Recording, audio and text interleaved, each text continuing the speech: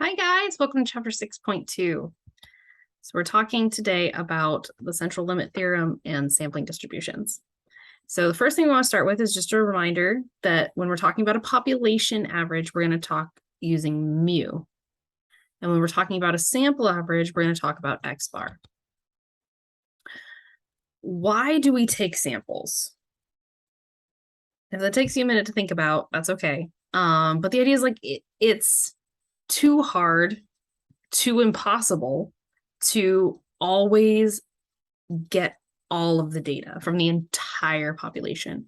So we take a sample and we say this sample is representative of the whole.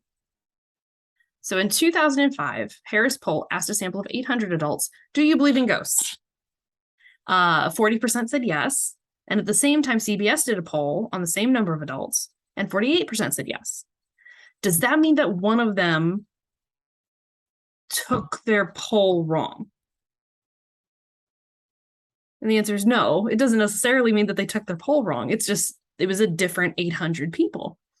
So what we see here is if we take more samples, we know that they're not going to be all exactly the same because we know that they're all not going to be exactly the same as the population result.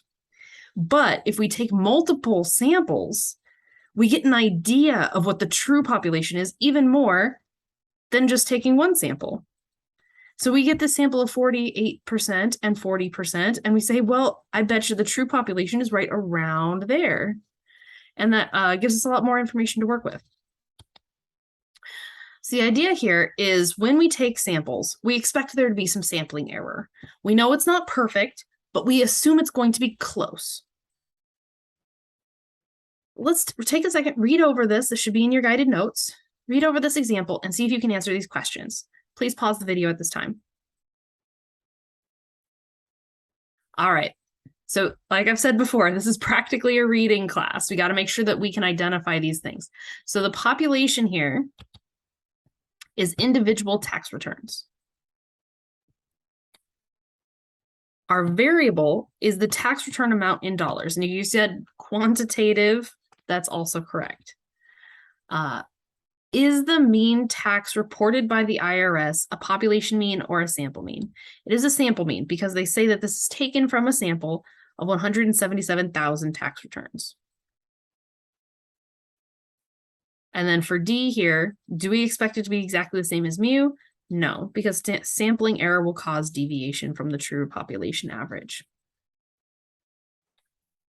All right, so we have this thing called the sampling distribution of the sample mean. And that's the idea that if I took the population, I could figure out the idea of every sample possible.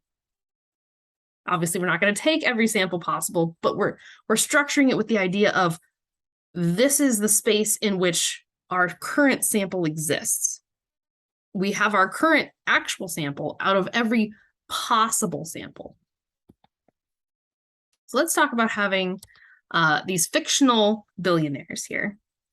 So we've got Smog. So if you don't know who Smog is, you can do a quick Google. He's a dragon that had a lot of gold. Tony Stark, Bruce Wayne, Tywin Lannister, and Montgomery Burns. And we're going to calculate some things about this. So the first thing we want to know is what is their population average? So feel free to pause the video and let's go ahead and let's calculate their average real quick. And this is going to be our population. So usually we don't know the true population mean. So in this case, we're going to take this population mean and we're going to compare it to potential samples we could have taken from this population and see how they all fit together. All right, so our population mean here, mu equals 15.8 billion is their estimated worth. So from this, we want to obtain the sampling distribution of the sample mean. Sample size is 4. So I don't need you to calculate all of this necessarily. I really just want you to get a feel for what is the pattern here, what's happening when we do this. So if I take every possible sample of 4 of them, right? So everyone but Montgomery Burns, then everyone but Tony Stark, then everyone but Bruce Wayne, everyone but Tywin Lannister, and everyone but Montgomery Burrs, right? So I have all these different combinations of 4 of them. So let's suppose that these were all the samples I could take, and I take the average of each of those samples. We can see that each sample is not equal to the population mean. Our population mean was 15.8. But we've got, they're mostly around there, right? Now this data here, this new set of data, these sample averages, this is our sampling distribution of the sample mean of sample size 4. Okay, this is the entire thing. The entire distribution of the sampling mean for sample size 4 is that data. Okay, so what does this look like if we drew some dot plots? What would this look like? Okay, so we've got all this data. There's a bunch of it right around in between 15 and 20 billion. And then there's the one data point that was lower that didn't have smog in it. For the sampling distribution of the sample size 4, how many of these means would you say is within 5 billion of the true population mean? And it's all of them except for that one without smog, right? They're all pretty close relatively to the population mean.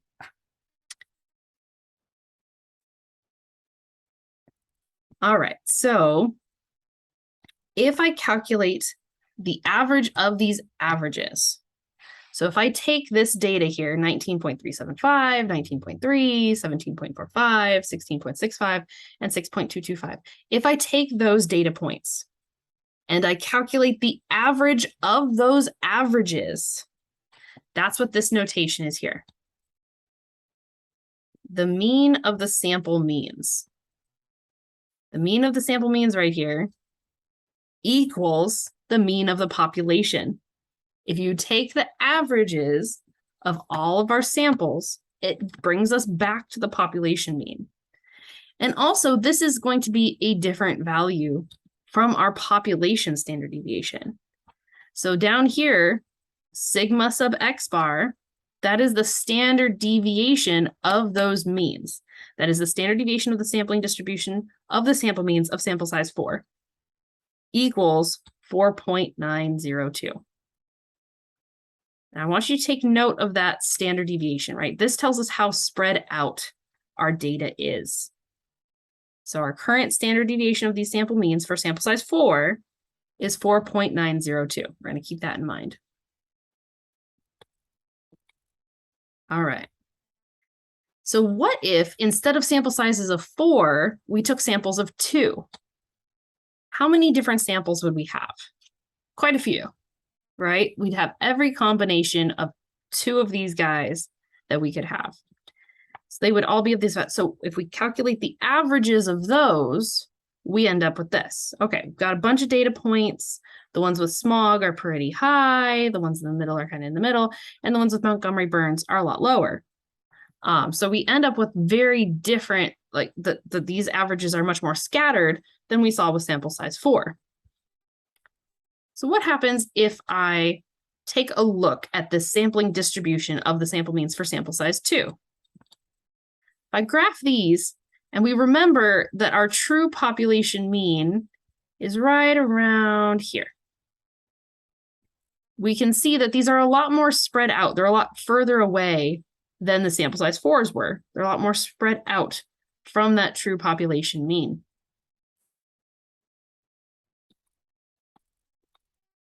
So when I look at the standard deviation for sample size 2, which is right here, how does that compare to our sample size 4 standard deviation?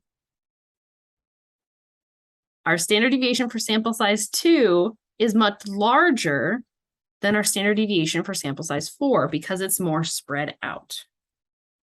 So we see that happening here. So no matter what the sample size, though, if we take the average of all the averages of that sample size, we still end up with our true population mean. So no matter what, all these possible samples of different sample sizes, they all have their middle at the true population average. No matter what the sample size, the mean is still the middle of all of this data.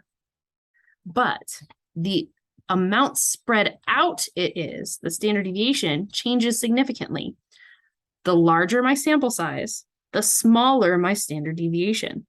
The smaller my sample size, the larger my standard deviation of the samples. And we can see that here when we look at all these different dot plots compared. We can see that when we start off with just the data, they're very spread out. As I start taking samples, they start pulling closer together.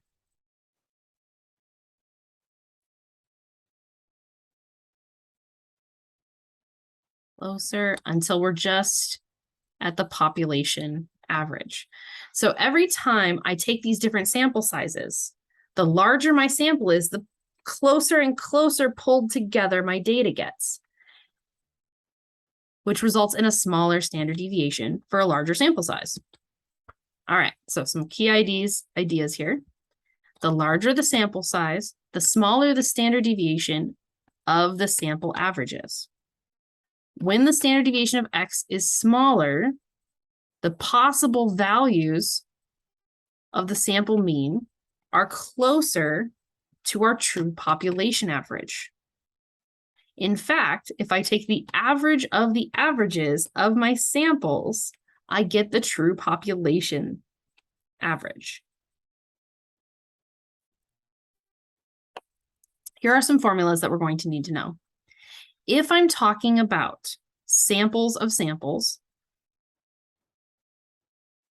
the average of my sample means is just equal to the true population mean.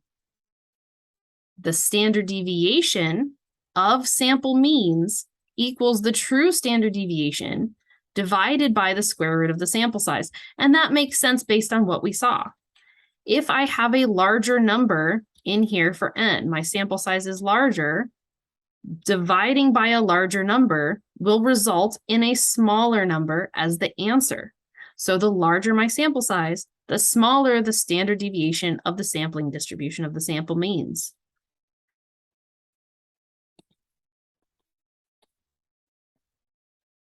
For a population with any distribution, the sampling distribution of the sample means approaches a normal distribution for a sample size. And we usually say that anything above 30. If your sample is larger than 30, then we are going to say that it has a normal distribution.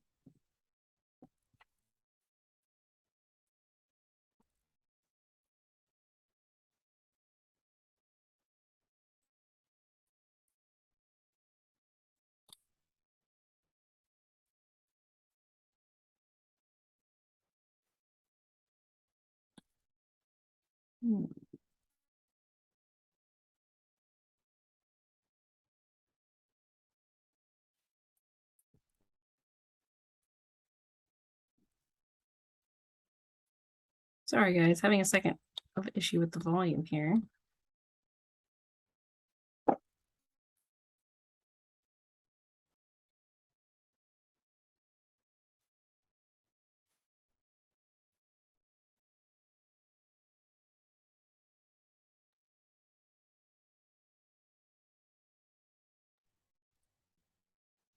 Technical issues. I'll share that video separately.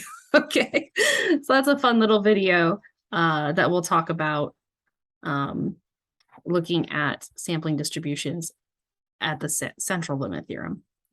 All right, so when we're asked, what is the distribution of this data? If we are told in the problem that the distribution of the data is normal, then it doesn't matter what our sample size is. Our sampling distribution will also have a normal distribution. So if our data is normal, our sampling distribution is normal.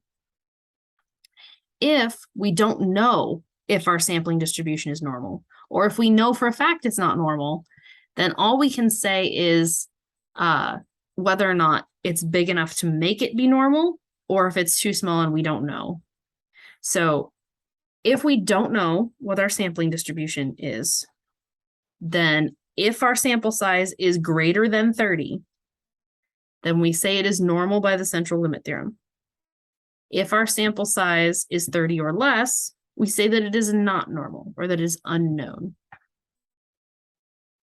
And here's a little nice visual of what can happen to different graphs as we increase our sample size. So kind of get an idea here that the more and more elements in our samples, the more and more the sampling distribution becomes both normal and narrow. And the rest of this is in-class work. So if you are absent from class and unable to work through this with the rest of the class, I would encourage you to work through it on your own and then come see me in office hours, do some study groups, make sure that you feel comfortable running through these problems, okay? All right.